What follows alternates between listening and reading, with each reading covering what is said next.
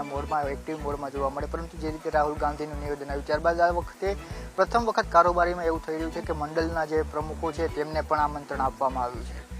જી બિલકુલ, ભારતીય જનતા પાર્ટી જે છે એ પેજ પ્રમુખ થી લઈ અને મંડળથી પછી જિલ્લો અને જિલ્લા પછી જે છે તે ઝોન અને ઝોન પછી પ્રદેશ, એટલે એક તેમને પોતાની સિસ્ટમ એ ગોઠવેલી છે અને મંડળનો જે કાર્યકર એટલે તાલુકા કક્ષાનો કાર્યકર હોય છે તે તેમના જે તાલુકાની અંદર આવતા ગામો છે, તેમના જે મંડળની અંદર આવતા પેજ પ્રમુખો છે તેનો સીધો સંપર્ક રાખતો હોય છે ને તેને જે ગ્રાઉન્ડ ઉપરની જે રિયાલિટી હોય છે, કયા મુદ્દાઓ ચાલી રહેલા છે, કે પ્રજામાનસની અંદર કેવા પ્રકારની ભારતીય જનતા પાર્ટી માટે છાપ છે અને સાથે જ કેવા પ્રકારના જે પ્રશ્નો છે અને જે વાતાવરણ કેવા પ્રકારનું બનેલું છે તેની તેમને બખૂબી માહિતી હોય છે અને તે જાણકાર હોય છે અને એટલા માટે જ ભારતીય જનતા પાર્ટી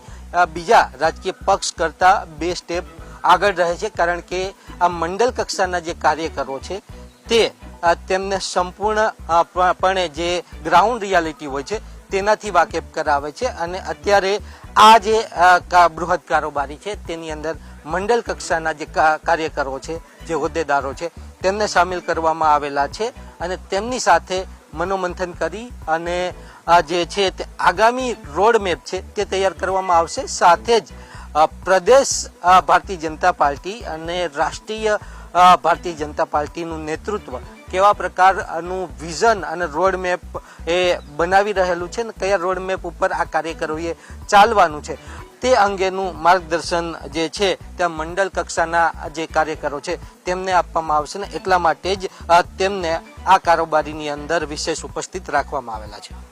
તો એક એ વાત પણ છે કે બેઠકની વાત તો આપણે કરી, પરંતુ હવે જે પ્રકારે ગઈકાલે નીતિન પટેલે પણ વાત કરી કે સી.આર. પાટીલની જવાબદારી કેન્દ્રમાં વધી છે અને મોવડી મંડળે વિચાર કરવો પડશે અને મોવડી મંડળ વિચાર કરશે ત્યારે જે રાજકીય રીતે તમે પોલિટિકલ બીટ અત્યાર સુધી કવર કરતા રહ્યા છો, તમે શું માનો છો કે હવે સી.આર. પાટીલના સ્થાને કોઈ નવા આવશે ને આવશે તો કઈ પ્રકારની શક્યતાઓ આપણે જોઈ શકીએ?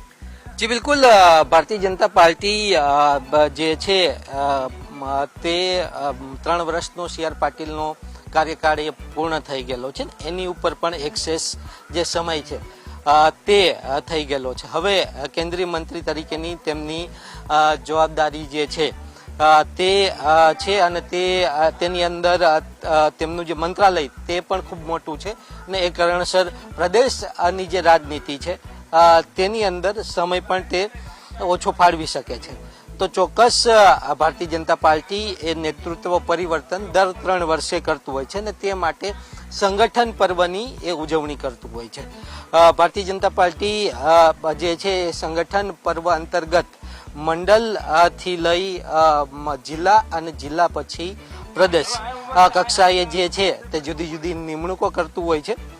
એ નિમણૂકો થઈ ગયા બાદ રાષ્ટ્રીય અધ્યક્ષની નિમણૂક થતી હોય છે। રાષ્ટ્રીય અધ્યક્ષની નિમણૂક થયા બાદ જુદા જુદા જે પ્રદેશ છે તેના પ્રદેશ અધ્યક્ષની નિમણૂક થતું હોય છે। ઘણી વખત એવું પણ બનતું હોય છે કે મંડળથી લઈ અને પ્રદેશ સુધીના જે નેતૃત્વ છે, જે ટીમ છે તે જાહેર કરી દેવામાં આવે છે, ત્યારબાદ રાષ્ટ્રીય અધ્યક્ષની જાહેરાત થતી હોય છે। પરંતુ જે પ્રાપ્ત માહિતી છે સૂત્રો પાસેથી તે પ્રમાણે જે સમગ્ર સંગઠન પર્વ છે તેની ઉજવણી કરવામાં આવશે।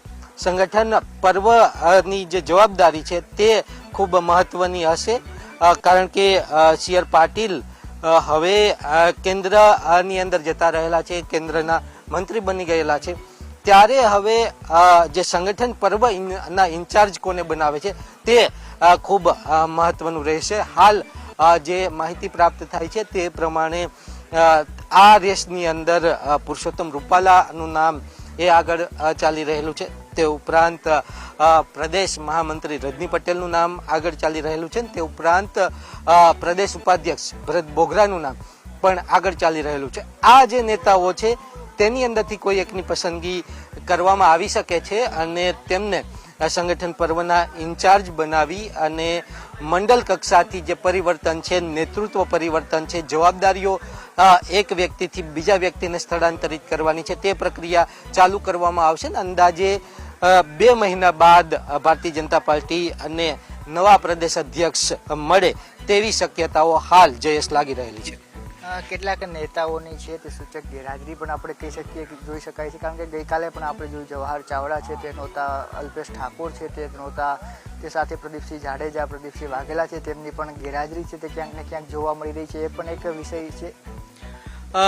જયેશ, ભારતીય જનતા પાર્ટીની અંદર જે કારોબારી મળતી હોય ને બૃહદ કારોબારી મળતી હોય તો તેની અંદર આમંત્રિત સભ્યો હોય અને વિશેષ આમંત્રિત સભ્યો હોય. તો જવાહર ચાવડા જે તે સમયે વિજય રૂપાણી સરકારની અંદર મંત્રી હતા ત્યારે તે કારોબારીની અંદર તેમને અપેક્ષિત રાખવામાં આવેલા હતા, કારણ કે રાજ્ય સરકારના તેઓ મંત્રી હતા. પરંતુ અત્યારે તેઓ મંત્રી નથી અને પ્રદેશ કારોબારીના સભ્ય પણ નથી અને વિશેષ આમંત્રિત પણ નથી, અને એ જ કારણસર તેમની જે ગેરહાજરી છે તે જોવા મળી રહેલી છે.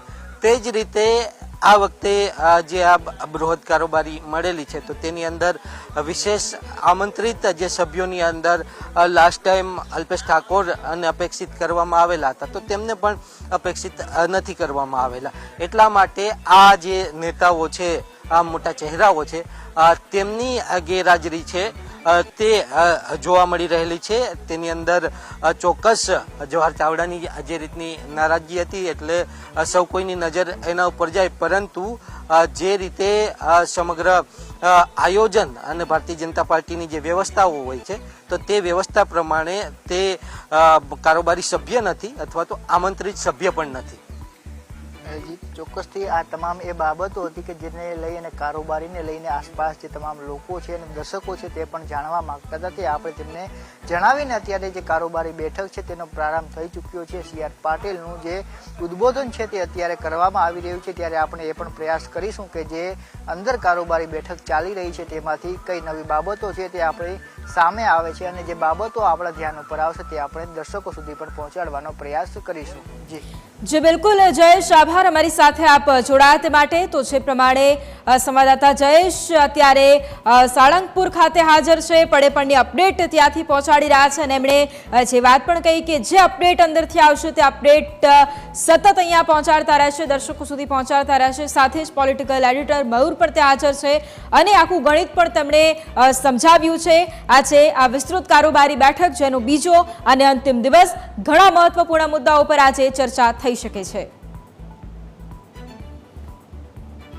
ભાજપની 2 દિવસીય રાષ્ટ્ર જે કારોબારી છે તેનો અત્યારે શરૂઆત થઈ ચૂકી છે. પ્રદેશ કારોબારીના આ દ્રશ્ય છે તમે અત્યારે જોઈ શકો છો કે ધ્વજારોહણ બાદ અત્યારે કાર્યક્રમની શરૂઆત છે તે થઈ ચૂકી છે. તમામ જે મંત્રીઓ, સાંસદો અને નવા ચૂંટાયેલા ધારાસભ્યો છે તે સહિત અનેક મોરચાના 1300 જેટલા વિવિધ અપેક્ષિત જે સભ્યો છે તેને આમંત્રણ આપવામાં આવ્યું છે. અને અત્યારે આ બોટાદના સાળંગપુર ખાતે આવેલા મંદિરના દ્રશ્ય છે તે તમે જોઈ રહ્યા છો કે જ્યાં અત્યારે તમામ જે નેતાઓ છે તે પહોંચ્યા છે, જેમાં પરમસિંહ રાજપૂત તમે જોઈ શકો છો, મંત્રી મુરુ બેરા છે, જગદીશ વિશ્વકર્મા સહિતના તમામ નેતાઓ છે કે જેમને પ્રથમ હરોળમાં સ્થાન છે તે આપવામાં આવ્યું છે. તમામ જે અપેક્ષિત સભ્યો છે તે અહીં પહોંચ્યા છે. થોડી વારમાં કારોબારીનું જે સંબોધનો છે તે શરૂ થવાના છે, જેમાં CR પાટીલ, પછી ભૂપેન્દ્ર પટેલ છે તેઓ પોતાના સંબોધન આપવાના છે. ત્યારબાદ રત્નાકરજી છે તે સમીક્ષા બેઠક કરવાના છે. સાથે સાથે આગામી જે સંગઠન પર્વ છે